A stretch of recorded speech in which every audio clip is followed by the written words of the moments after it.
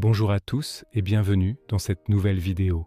Aujourd'hui, nous allons plonger ensemble dans l'un des textes les plus connus et les plus profonds du Nouveau Testament, la parabole du semeur que l'on trouve dans l'évangile de Matthieu au chapitre 13 des versets 1 à 9. Ce jour-là, Jésus sortit de la maison et s'assit au bord de la mer. Une grande foule se rassembla autour de lui. Il dut donc monter dans une barque pour s'asseoir, et toute la foule se tenait sur le rivage. Imaginez la scène, le bruit des vagues, la foule attentive, et Jésus, depuis cette barque qui lui sert de chair improvisée, qui commence à parler en parabole. Une parabole, c'est une histoire simple, tirée de la vie de tous les jours, mais qui cache une vérité spirituelle profonde. C'est une invitation à réfléchir, à regarder au-delà des apparences. Et la première qu'il raconte est celle du semeur. Un semeur sorti pour semer. C'est une image que tout le monde à cette époque pouvait comprendre. L'agriculture était au cœur de leur vie. Un homme marche dans son champ, un sac de graines à l'épaule, et d'un geste large et généreux, il lance les semences à la volée. Le semeur ne trie pas. Il ne vise pas un endroit précis. Il sème partout, avec abondance et confiance. Cette image du semeur est magnifique. Elle nous parle d'un Dieu qui donne sans compter, qui répand sa parole, son amour, sa grâce, de manière universelle. La semence, c'est la parole de Dieu, le message de l'Évangile. Et le semeur, c'est Dieu lui-même ou Jésus qui vient offrir cette parole à tous sans distinction. Mais voilà, la semence ne tombe pas toujours au bon endroit, et c'est là que la parabole devient intéressante et nous interpelle personnellement. Jésus décrit 4 types de terrain. Comme il semait, une partie des semences tomba le long du chemin. Les oiseaux vinrent et la mangèrent. Le chemin, c'est ce sol dur, tassé par les passages répétés. C'est un cœur imperméable, fermé. La parole est entendue, mais elle ne pénètre pas. Elle reste en surface.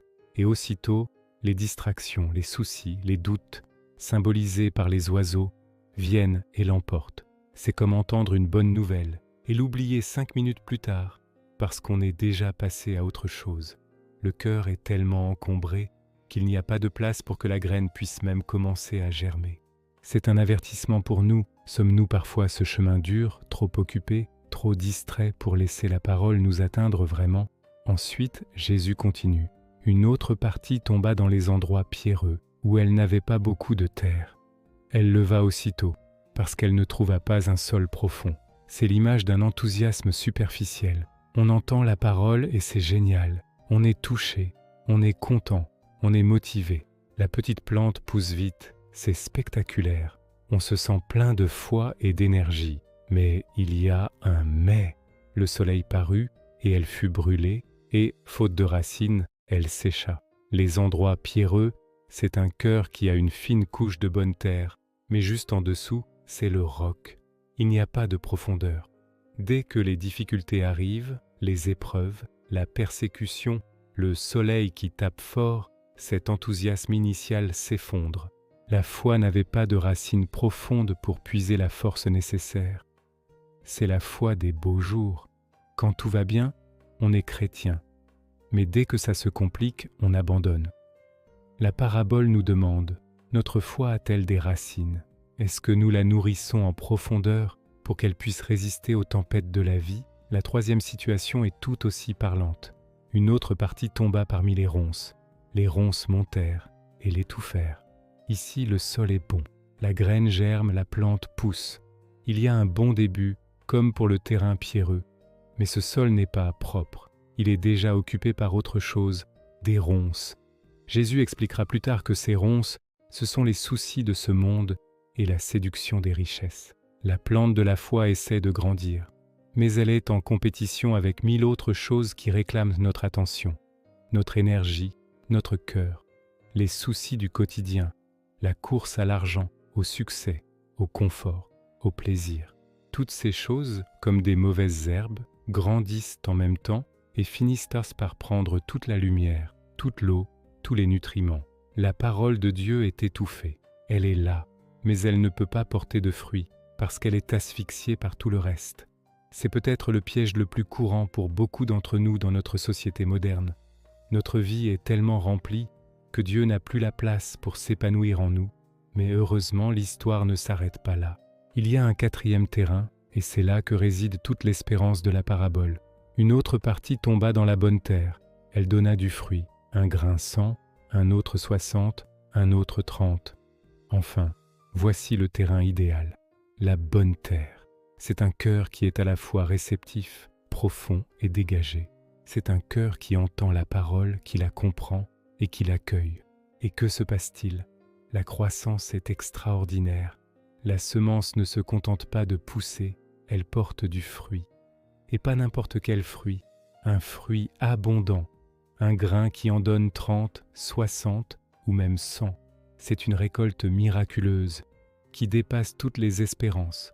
Ce que Jésus nous dit ici, c'est que lorsque sa parole trouve un cœur bien disposé, le résultat est spectaculaire. La vie est transformée et cette transformation est visible. Le fruit, ce sont les actions, les paroles, les attitudes qui découlent d'une vie nourrie par l'Évangile. L'amour, la joie, la paix, la patience, la bonté. Une vie qui devient à son tour une source de bénédiction pour les autres. La parabole se termine par cette phrase puissante « Que celui qui a des oreilles pour entendre, entende ». C'est une invitation personnelle.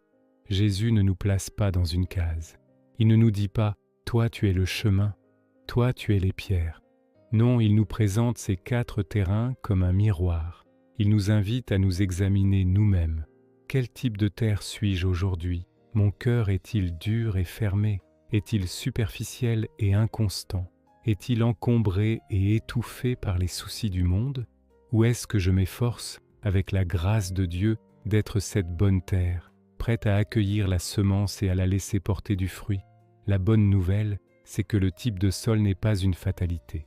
Un chemin peut être labouré, un champ peut être défriché, les pierres enlevées, les ronces peuvent être arrachées. Nous pouvons travailler notre cœur.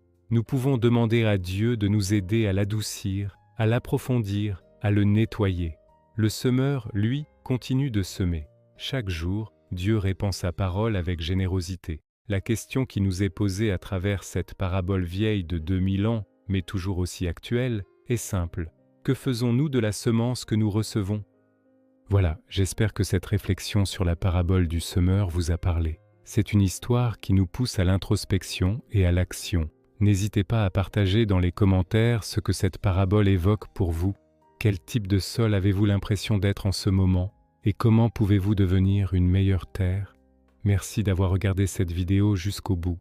Si elle vous a plu, pensez à laisser un pouce bleu, à vous abonner à la chaîne et à activer la cloche pour ne manquer aucune de nos prochaines explorations bibliques. Prenez soin de vous et à très bientôt